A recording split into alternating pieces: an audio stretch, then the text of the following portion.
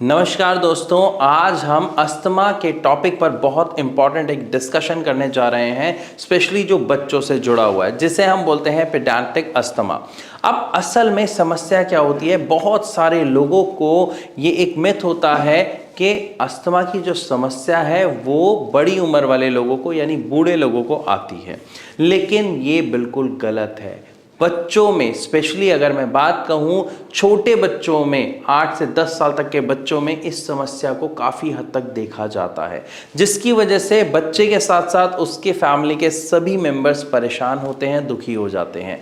लेकिन यहाँ पर आज ये जानना ज़रूरी है कि ये परेशानी का सामना बच्चों को क्यों करना पड़ता है और कैसे इसे ठीक किया जा सकता है। क्योंकि अगर आपको ये समझ आ गया कि वो कैसे ठीक किया जा सकता है और कारण क्या है, तो हो सकता है आने वाले समय में आपके या आपके रिलेटिव्स के बच्चों को इस समस्या का सामना ना करना पड़े। लेकिन इस चीज़ को समझाने से पहले मैं आप सबसे रिक्वेस्ट करूंगा कि इस वीडियो को आप ज़्यादा से ज़्यादा शेयर करें, ताकि लोगों के अंदर जागरूकता आए, उन्हें पता चले और वो समय रहते अपने बच्चों को अस्थमा जैसी समस्या से बचा सके।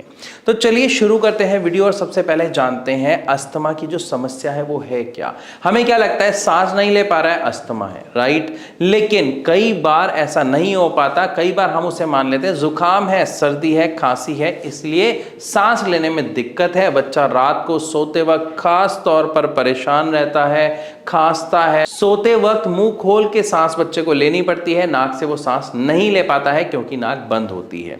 ये सभी सिम्टम्स बच्चों में बहुत कॉमन है अगर आप ध्यान से देखें, और खास तौर पर अगर हम बात करें मौसम के बदलते ही आपको ये सिम्टम्स आमतौर पर देखने को मिल जाएंगे। लेकिन क्या आप जानते हैं, यही आगे चलकर बहुत सारी बीमारियों को जन्म देते हैं, क्योंकि पेरेंट्स प्लस बच्चे दोनों ध्यान नहीं देते हैं कुछ बातों का। समझते हैं असल में होता क्या है। जब हम छोटे बच्चों की बात कर रहे हैं तो छोटे बच्चों में आप देखते हैं कि इन्फेक्शन उन्हें बड़ी जल्दी पकड़ लेता है। जुकाम किसी को हुआ, उनको हो जाता है बड़ी जल्दी, अगर वो उनके कांटेक्ट में आए तो। उनको फीवर बड़ी जल्दी हो जाता है, उनको खांसी बड़ी जल्दी हो जाती है। ऐसा क्यों? क्योंकि बच्चों का जो इम्यून सिस्टम होता है वो प्रॉपरली डेवलप नहीं होता है, वो धीरे धीरे उनके एज के साथ डेवलप हो रहा होता है। और जो आपकी अस्थमा की प्रॉब्लम है, ये आपके इम्यून सिस्टम की ही सबसे बड़ी प्रॉब्लम है, क्योंकि हमारा इम्यून सिस्टम क्या होता है, या तो हाइपर एक्टिव हो जाता है या इम्यून सिस्टम वीक होने की वजह से जो इन्फेक्शन है उन्हें पकड़ लेता है। अब यहाँ पर दिक्कत क्या होती है, जैसे ही किसी भी इन्फेक्शन का हमारी बॉडी में एंट्रेंस होता है तो हमारे जो एयरवेज हैं वहाँ पर स्वेलिंग आ जाती है, इन्फ्लामेशन हो जाती है, साथ के साथ म्यूकस का प्रोडक्शन बहुत ज़्यादा बढ़ जाता है। दोनों की वजह से सांस लेने में खास तौर पर एक व्यक्ति को समस्या का सामना करना पड़ता है। इसी के साथ साथ जो गलतियाँ होती हैं बच्चों से और पेरेंट्स से, वो क्या है, बच्चे खेलते हैं, उन्हें गर्मी लगती है, वो कपड़े उतार देते हैं, वो नॉर्मली हाफ टी शर्ट में रहते हैं, जबकि बड़े लोगों को ठंड लग रही होती है, हवा ठंडी लग रही होती है।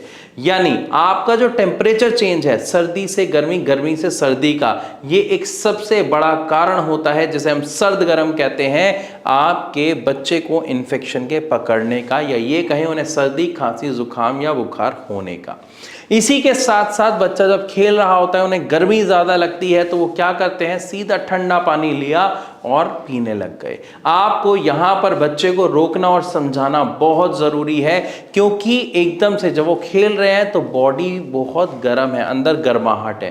ठंडा पानी पीते ही अगेन सर्द गर्म की प्रॉब्लम बॉडी में क्रिएट होती है, जिसकी वजह से अगेन बॉडी में म्यूकस का प्रोडक्शन बढ़ जाता है, और साथ ही साथ कफ, गला खराब होना, जुकाम होना जैसी समस्या का सामना उस बच्चे को करना पड़ता है।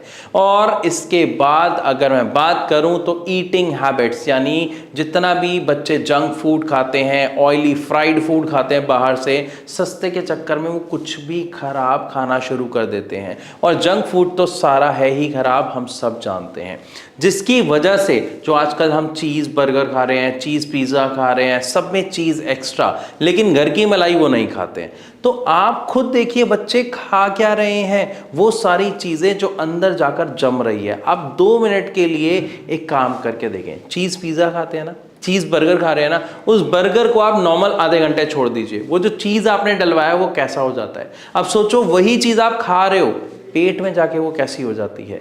ये जो आपकी ईटिंग हैबिट्स हैं, इसकी वजह से भी आपका जो म्यूकस है वो काफ़ी ज़्यादा प्रोड्यूस होना शुरू हो जाता है।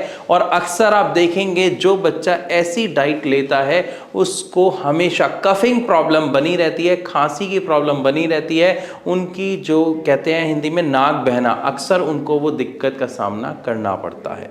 और जब लंबे समय तक किसी भी बच्चे में ये समस्याएं बनी रहती हैं, यानी सर्दी, खांसी, जुकाम और कफ की प्रॉब्लम, तो यही कफ अंदर आपके फेफड़ों तक चले जाता है, लंग्स तक चले जाता है, जो आगे बहुत सारी गंभीर बीमारियों का कारण बनता है और इवन ये कारण बनता है अस्थमा का। तो अगर आप अपने बच्चों को अस्थमा से बचाना चाहते हैं तो सिर्फ आपको कुछ मामूली उपाय करने हैं ताकि आप अपने बच्चों को अस्थमा जैसी समस्या से बचा सकें। लेकिन अब एक और सवाल उठता है कि अगर किसी बच्चे की तबीयत खराब ही है काफ़ी समय से, उनको इस जो सिम्टम्स मैंने आपको बताए वो काफ़ी समय से देखने को मिल रहे हैं, तो अब क्या करें? अगर ऐसा कोई सवाल आपके मन में है तो आप कमेंट के माध्यम से मुझसे अपने सारे सवाल पूछिए, या फिर आपको अगर इसका तुरंत जवाब चाहिए तो नीचे दिए गए नंबर पर अभी भारत होम्योपैथी के डॉक्टर्स को कॉल करें और उनसे जानें। मैं क्यों यहां पर आपको कह रहा हूं कि आप कॉल करें और जानें, क्योंकि जब तक आप अपनी समस्या के समाधान के बारे में जानेंगे नहीं तो समाधान मिलेगा नहीं, और जब समस्या बड़ी हो जाएगी तब दिक्कत ज्यादा बड़ी होगी। इसीलिए कहा जाता है समय रहते समाधान ही एक सही उपाय है। इसी के साथ साथ हम सब एक बात और जानते हैं कि होम्योपैथिक जो ट्रीटमेंट है वो बेस्ट ट्रीटमेंट है रेस्पिरेटरी किसी भी डिसीज का। क्यों? क्योंकि कोई साइड इफेक्ट नहीं होता है। जो मेडिसिन होती हैं वो डायरेक्ट आपके स्लाइवा और ब्लड के साथ मिलकर काम करना शुरू करती हैं, एंड द बेस्ट पार्ट, ये आपकी समस्या की जड़ पर जाकर काम करती हैं ताकि ये जो समस्या है वो जड़ से खत्म हो जाए, दोबारा ना आए। तो मैं आशा करता हूं इस वीडियो के माध्यम से आपको अच्छे से समझ आया होगा कि किस तरीके से हम अपने बच्चों को अस्थमा का शिकार होने से बचा सकते हैं, साथ ही साथ कौन से प्रिकॉशंस हमें लेने हैं, और अगर आपका कोई सवाल है तो उसका जवाब आप किस तरीके से जान सकते हैं। तो इसी के साथ अब मैं आपसे चलने की इजाज़त चाहूँगा, लेकिन उससे पहले एक रिक्वेस्ट ज़रूर रहेगी। वीडियो अच्छी लगी तो लाइक ज़रूर करें, ज़्यादा से ज़्यादा शेयर करें। ऐसी और इन्फॉर्मेटिव वीडियोज़ के लिए हमारे चैनल को सब्सक्राइब करना बिल्कुल ना भूलें। Thank you so much.